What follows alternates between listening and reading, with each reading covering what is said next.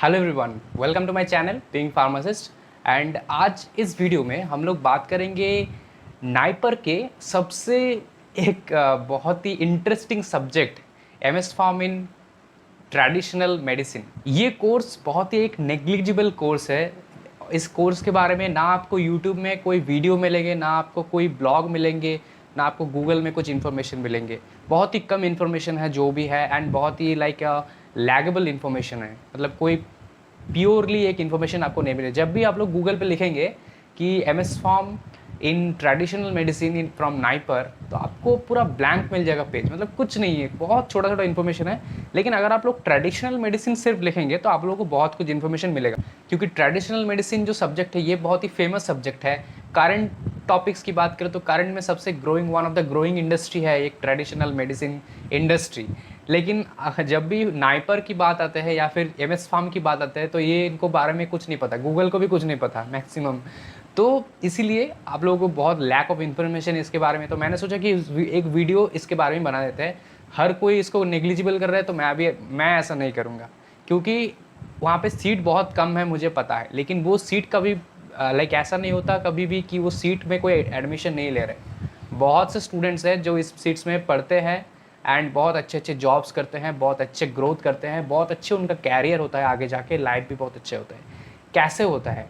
And अगर आपको इस सब्जेक्ट में नाइपर का काउंसलिंग चल रहा है, अभी काउंसलिंग पीरियड एंड अगले साल भी चलेंगे, तो मुझे लगा कि वीडियो बना लूँ मैं अभी कभी, क्योंकि इस साल के लिए इंपॉर्टेंट हो जाएगा और आगे आगे के साल के लिए भी इंपॉर्टेंट हो गया सबके लिए। तो अभी अगर मुझे लगता है कि आप लोगों में से बहुत स्टूडेंट्स हैं जिनको ट्रेडिशनल मेडिसिन मिले हैं एमएस फार्म करने के लिए, आपके लिए तो बहुत ही इंपॉर्टेंट है। क्योंकि आपको तो एक सोच में पड़ गए शायद, क्योंकि हर कोई आपको बताएगा अभी इन दिस सिचुएशन कि मत जाओ, ये बहुत ही बेकार सब्जेक्ट है, कुछ फ्यूचर नहीं है, कुछ नहीं है। और एक साइड में कुछ 50% स्टूडेंट ऐसा भी बोलेंगे, या फिर जूनियर्स मतलब सीनियर्स या फिर टीचर्स, कि आ जाओ नाइपर है और कुछ नहीं चाहिए, सब्जेक्ट क्या मैटर करता है। मतलब वो आपको एक पॉजिटिव चीज़ देंगे, मुझे वो अच्छा लगा, लेकिन एक नेगेटिव तरीके से देंगे। देने का जो स्टाइल है वो मुझे अच्छा नहीं लगा। क्योंकि उनको ऐसा बिल्कुल नहीं कहना चाहिए कि नाइपर है इसीलिए आ जाओ, सब्जेक्ट क्या मैटर करता है। तो उससे होगा क्या, उस जो स्टूडेंट आ रहे हैं उनके एक ब्लैंक सिचुएशन क्रिएट होगा उसके माइंड के अंदर। हाँ ठीक है, स्नाइपर है लेकिन सब्जेक्ट भी तो एक मैटर है ना। वो शायद सीनियर के बात पे चला भी जाएगा, लेकिन उसको अच्छा भी लगेगा आगे जाके, हाँ ठीक ही किया मैं आके। लेकिन उसका जो अभी का माइंड सेट है वो पूरा एकदम चेंज हो जाएगा। वो हर तरफ ढूंढता फिरेगा कि इसका फ्यूचर क्या है, इसका ग्रोथ क्या है, इसका तो कुछ नहीं है, मतलब क्या करूँगा मैं आगे जाके। उसको एक बहुत सोच में पड़ जाएंगे। और जो लोग नहीं जाएंगे उनका तो एक ब्लैंक हो गया अभी से, उनको पता ही नहीं चलेगा कि होगा क्या। किसी की बात सुन के वो नहीं गया बस। लेकिन ऐसा कभी होता नहीं है, क्योंकि वो जो सीट रहता है 5 से 6 ऐसा कुछ सीट है, कभी भी ब्लैंक नहीं जाता है। नाइपर मैं मोहाली को बहुत सालों से फॉलो कर रहा हूँ, जो ट्रेडिशनल मेडिसिन का सीट्स है वो कभी भी फुल मतलब वैकेंट नहीं होता है एक भी सीट। इसीलिए हर साल नाइपर सीट बढ़ाते हैं, 1-2 सीट बढ़ाते हैं हर साल। इसीलिए सीट अगर वैकेंट रह जाता है ना तो गवर्नमेंट वो सीट ले लेते हैं। ठीक है, कि क्यों तुम्हारे यहाँ पे सीट नहीं हो रहा है, कुछ करो, इतना एक हाई लेवल का एग्ज़ाम है। तो नाइपर का सीट कभी भी ब्लैंक नहीं जाता है। तो बात करते हैं इसके बारे में। ज़्यादा बिग वीडियो नहीं, ज़्यादा लार्ज वीडियो में मैं नहीं बनाऊँगा, सिर्फ छोटा सा आपको बता दूंगा। लेकिन छोटा सा बना के कुछ फ़ायदा नहीं है ना, क्योंकि जब तक एक स्टोरी नहीं हो जाता उसके बारे में, सब्जेक्ट के बारे में, तब तक मज़ा नहीं है। पहले हम लोग बात करेंगे एज यूजुअल, जैसे हम लोग बात करते हैं जो सब्जेक्ट है उसके ऊपर। ये सब्जेक्ट है क्या, इस सब्जेक्ट को क्यों नाइपर कंडक्ट करते हैं, किस वजह से करता है, इस सब्जेक्ट को लेकर आगे क्या प्रोसेस है, क्या ग्रोथ है, क्या करियर है। पहले बात करते हैं ये ट्रेडिशनल सिस्टम ऑफ मेडिसिन है क्या, व्हाट इज़ ट्रेडिशन।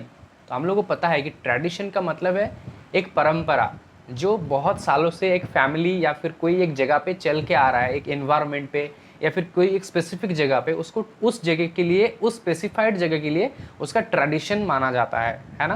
क्योंकि कुछ कुछ जगह होते हैं जहाँ पे ट्रेडिशनली कुछ ड्रेस होते हैं, है ना, बोलते हैं कि ट्रेडिशनल ड्रेस पहन के आना कुछ फंक्शंस के लिए। कुछ ट्रेडिशनल विलेज होते हैं जहाँ पे कुछ ट्रेडिशनल तरीके होते हैं, कुछ ट्रेडिशनल मैरिज होता है। तो सिमिलरली यहाँ पे ट्रेडिशनल सिस्टम ऑफ मेडिसिन मतलब ऐसा मेडिसिनल सिस्टम जो इंडिया में वेस्टर्न मेडिसिन के आने से पहले से यहाँ पे अवेलेबल था। मतलब जो हमारा प्राचीन काल से मैं एक बार बात करूँ तो प्राचीन काल से जब से सिस्टम ऑफ मेडिसिन सिस्टम या वार्ड जब से स्टार्ट हुआ तब से इंडिया में जो सिस्टम्स अवेलेबल था वही है ट्रेडिशनल सिस्टम। अभी आपको थोड़ा सा आइडिया इसके बारे में होगा ऑब्वियसली, क्योंकि आप लोगों ने फार्माकोग्नोसी के अंदर एक सब्जेक्ट बी फार्म में ऑलरेडी पढ़ा है about the traditional system of medicine, जहाँ पे हम लोगों ने हमारा एक बुक भी था शायद, तो उसमें होम्योपैथी है ना, आयुर्वेदिक और यूनानी, सिद्धा, वहाँ पे एक्स्ट्रा भी था ट्रेडिशनल चाइनीज़ मेडिसिन TCM, है ना। उसको हम लोग यहाँ पे नहीं पढ़ेंगे, क्योंकि हमारा यहाँ का जो सिस्टम है वो है सिर्फ इंडिया का सिस्टम। ट्रेडिशनल सिस्टम जो चाइनीज़ मेडिसिन वो इंडिया में यूजेबल नहीं है, ठीक है। इंडिया में क्या इस्तेमाल होता है, इंडिया में प्राचीन काल से चले आ रहे हैं कौन कौन से ऐसे, सबसे पहले तो है आयुर्वेदा, जो कि प्योरली एक इंडियन सिस्टम ऑफ मेडिसिन है। आयुर्वेदा का जो स्टार्टिंग है वो इंडिया में ही हुआ है, ठीक है। और ये जो हम लोग को नया मेडिसिन, जो न्यू मेडिसिन है, जो एलोपैथी मेडिसिन जिनको बोलते हैं, ये वेस्टर्न मेडिसिन है। मतलब जब ब्रिटिशर्स इंडिया में आए थे तब वो ये सारे कुछ साथ लेके आए थे, उनसे पहले हम लोगों को पता नहीं था। ब्रिटिशर्स, ईस्ट इंडिया कंपनी, जो भी आप बोलेंगे, उनके साथ ही ये नॉलेज, उनके साथ ही एलोपैथिक सिस्टम फर्स्ट इंट्रोड्यूस हुआ है। सिंथेटिक मेडिसिन जिसको हम लोग बोलते हैं, या फिर मॉडर्न मेडिसिन भी बोलते हैं। तो इनसे पहले हम लोग इस्तेमाल करते हैं आयुर्वेदिक मेडिसिन, ठीक है। मैक्सिमम ऑफ इंडिया था, वो पार्ट था, वो इस्तेमाल करता था आयुर्वेदिक। इसके साथ साथ कुछ और भी माइनर थे, जैसे कि सिद्धा, यूनानी, होम्योपैथी। होम्योपैथी नॉर्मली यहाँ का ओरिजिन नहीं है, होम्योपैथी का ओरिजिन है जर्मनी में। जर्मनी का जो जो लोग वहाँ से बिजनेस करने आए थे इंडिया के पोर्ट्स में, वो लोग ये मेडिसिन सिस्टम साथ में लेके आए थे। तो ये भी एक आया हुआ है, लेकिन वेस्टर्न नहीं है ये, ठीक है। ये यूरोपियन है, यूरोपियन से आया है यहाँ पे, जर्मन से। तो वो ये बहुत दिनों पहले आया था। ट्रेडिशन के अंदर इसको भी रखते हैं, क्योंकि ट्रेडिशन नाम सिर्फ कहाँ से आया है एंड कब आया है इन द सेंस में नहीं दिया गया है। इसका कुछ अलग सेंस है, जिसका मीनिंग मैं बाद में समझाता हूँ आपको, ठीक है। पहले बात कर रहे थे कौन कौन होगा, आयुर्वेदिक, सिद्धा, यूनानी, होम्योपैथी, एंड इसके साथ साथ एक और है, वो है नेचुरोपैथी और योगा, ठीक है। अभी ये तो मेडिसिन नहीं हुआ आप बोलेंगे, लेकिन योगा एंड नेचुरोपैथी भी एक मेडिसिन है, काइंड ऑफ एक मेडिसिन है। क्यों है मैं बता रहा हूँ आपको, ठीक है। चलिए, पहले बात करते हैं हमारा मॉडर्न सिस्टम के बारे में थोड़ा सा। जैसे कि हमने वो जानते हैं मॉडर्न सिस्टम और allopathy system, the system was developed in the western countries in the, देखो मैं स्टोरी तो सुनाऊंगा, लेकिन उसके साथ साथ डेफिनेशन भी इंपॉर्टेंट है, इसीलिए डेफिनेशन को पढ़ के सुना रहा हूँ और आप यहाँ पे देख भी पाओगे, ठीक है। In this system of medicine, tablet, capsule, injection, tonics are manufacturing using synthetic chemical, जैसे कि मैंने बताया लैब्स में सिंथेसिस करके हम लोग को ये मिलते हैं, और chemicals derived from the natural products like plants, animal and mineral. मतलब हम लोग यहाँ पे डायरेक्ट प्लांट, एनिमल और मिनरल को टेकन नहीं करते, हम लोग इनको लैब में सिंथेसाइज करते हैं एंड एक फॉर्म बनाते हैं, एक डोजेज फॉर्म बनाते हैं, ताकि क्यों बनाते हैं, ताकि हम लोगों को खाने में या फिर पीने में ज़्यादा आसानी हो जाए। क्योंकि एक पेड़ को अगर हम लोग काट के उसका जूस निकाल के खाने जाए तो बहुत ही पहले तो बहुत ही वो एक टाइम एक बहुत लेंगे, है ना। एक पेड़ काटो, पेड़ के एक जड़ उखाड़ो, उसको पीसो या फिर काटो, फिर उसको से जूस निकालो, बहुत एक टाइमली प्रोसेस है। ये फर्स्ट रीज़न है। दूसरा रीज़न है वो खाने के जो टेस्ट होगा, खाने के बाद का जो इफ़ेक्ट्स होगा वो कुछ अच्छा नहीं भी हो सकता है, खाने में बहुत कड़क हो सकता है। लाइक एक कैप्सूल को आप लोग खा रहे हैं तो उसका कोई वो टेस्टलेस होता है, या फिर टेस्ट भी आप एजेंट दिया है तो टेस्ट भी होगा उसका, लेकिन इसका टेस्ट तो पहले तो बहुत बेकार होगा। क्योंकि अगर आप किसी भी टॉनिक देखेंगे, टॉनिक जो भी होता है वो बहुत ही खाने में बेकार होते हैं, है ना। वो इस्तेमाल मतलब अगर आप करेंगे तो वो सेहत के लिए अच्छे हैं, बट वो खाने में बहुत ही बेकार है, पर पूरा टेस्ट बिगाड़ देगा। तो ये दोनों रीज़न था मेनली। वेस्टर्न लोग कल्चर हम लोगों ने इतनी जल्दी हम लोगों ने पकड़ लिया इसीलिए क्योंकि ये बहुत ही फ़ायदेमंद है। हाँ, नुकसान तो बहुत है, लेकिन नुकसान है अंदर अंदर, हम लोगों को पता नहीं चलता। हम लोग देखते हैं कि हम लोग को खाने में कैसा लग रहा है, टेस्ट देखते हैं, है ना, एक्सेट्रा। तो ये गया। अभी यहाँ पे फॉल्ट क्या है, जो मैक्सिमम फॉल्ट है वो है हार्मफुलनेस, है ना।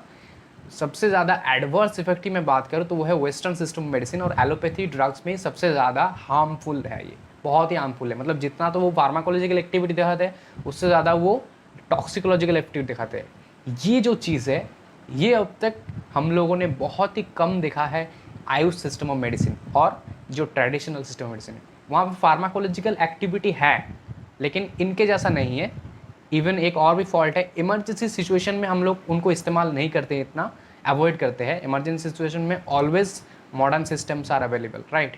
लेकिन वहाँ पे 0% कोई भी वहाँ पे एडवर्स इफेक्ट नहीं है। अब अगर आप बोलेंगे कि सर हमारा एक आयुर्वेदिक मेडिसिन खा के ये हो गया वो हो गया, तो वो शायद प्योर नहीं है। अभी का जो करंट सिचुएशन है आप लोगों को भी पता है, मुझे भी पता है कि हर चीज़ प्योर नहीं होता। अभी पहले जो था अभी वो नहीं है सिस्टम, है ना।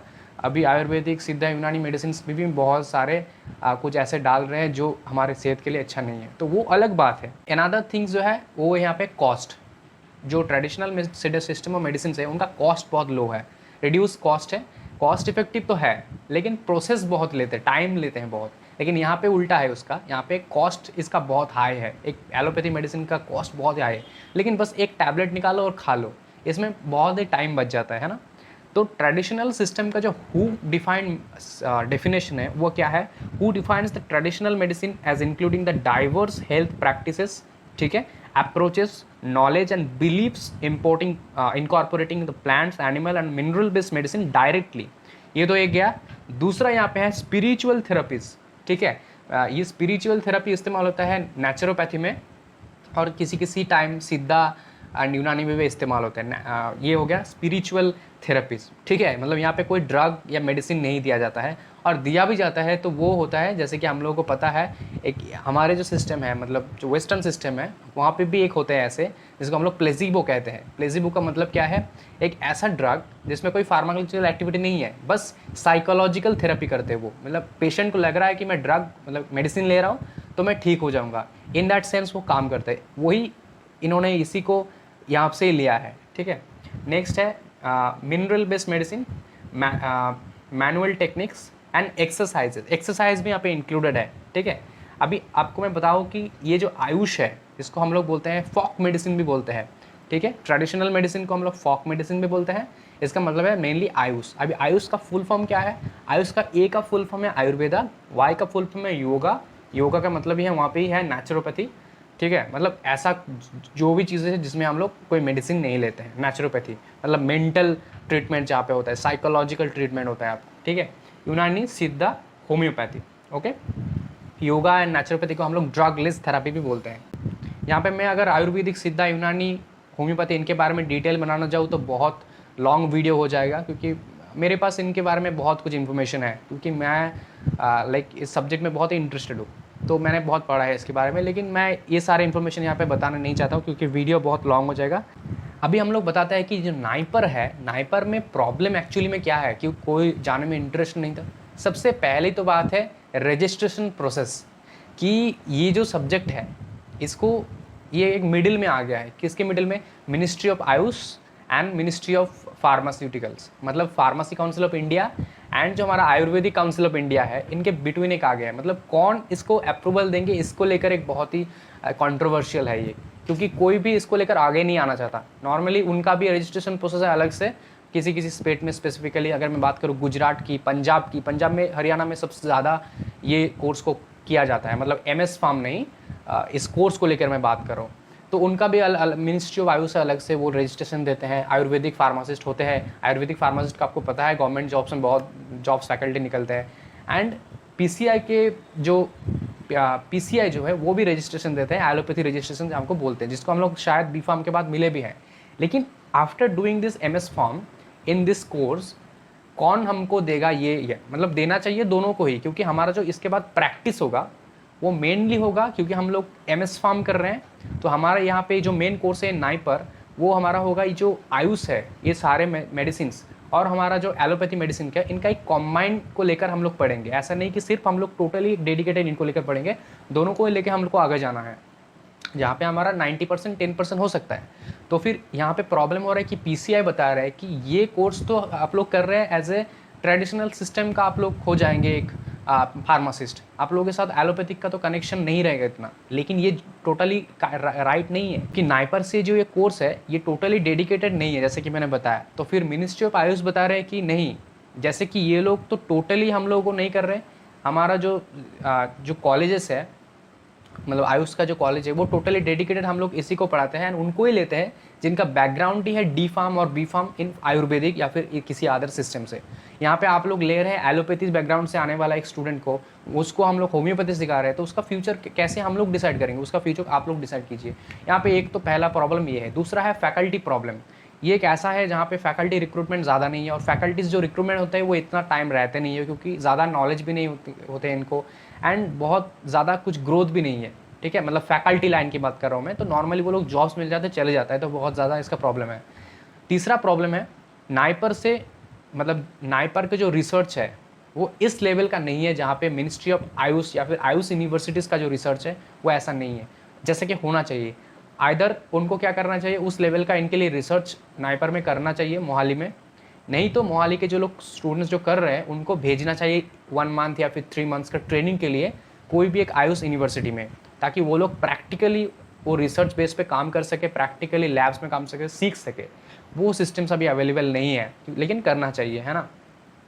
तो लास्ट में मैं जॉब्स की एंड पैकेज की बात करूँ तो अभी पैकेज के हिसाब से एंड जॉब्स की के हिसाब से इनका फ्यूचर बहुत ब्राइट है, ठीक है, मेरे हिसाब से। क्योंकि ये जो सब्जेक्ट है इसको करने के बाद आप लोग एज ए फार्मासिस्ट ज्वाइन कर सकते हैं किसी भी आयुर्वेदिक, किसी भी सिद्धा, यूनानी, इवन किसी भी नॉर्मल एलोपैथी हॉस्पिटल में भी आप ज्वाइन कर सकते हैं। क्योंकि आपके पास नॉर्मली पहले तो एक बी फार्म की डिग्री है और एक मास्टर डिग्री है, MS फार्म है, आपके नाइपर्स की डिग्री है।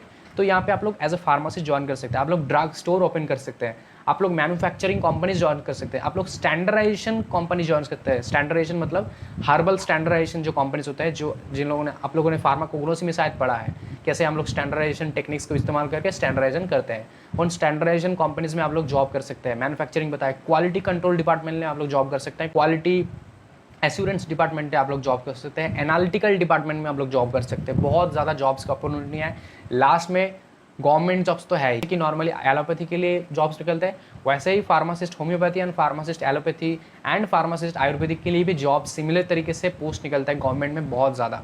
तो उनमें जा सकते हैं आप लोग। गवर्नमेंट का बहुत सारा ऑर्गेनाइजेशन है, मिनिस्ट्री ऑफ आयुष तो खुद ही है, कुछ आयुष यूनिवर्सिटीज़ है इंडिया में, ठीक है। लास्ट में फैकल्टी जॉब्स है बहुत। इसको करने के बाद सिर्फ नाइपर में नहीं, आप लोग किसी भी इंस्टीट्यूट में फार्माकोग्नोसी के प्रोफेसर हो सकते हैं। फार्माकोग्नोसी में आप लोग अप्लाई कर सकते हैं, किसी भी नेचुरल प्रोडक्ट्स में अप्लाई कर सकते हैं।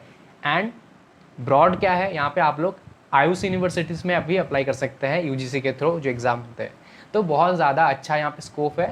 पैकेज तो मैं इतना एस्टिमेट करेक्टली बता नहीं सकता क्योंकि इंडस्ट्रीज़ में पैकेज को लेकर इतना मुझे आइडिया नहीं है, बट एक एस्टिमेट में एवरेज आपको बता सकता हूँ, वो है कि after doing this MS pharm यहाँ पे आपको 3 to 5 लाख आपका स्टार्टिंग पैकेज हो सकता है, ठीक है। क्योंकि नाइपर मोहाली है तो वो तो आपको ऐसे ही नहीं छोड़ देगा, वो आपको जॉब देकर ही छोड़ेगा।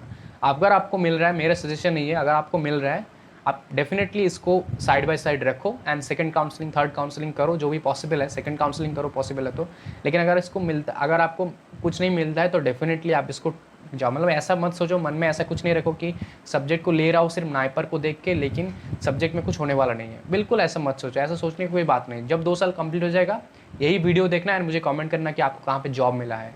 आई कैन अश्योर कि आपको बहुत अच्छी तरीके जॉब मिलेंगे।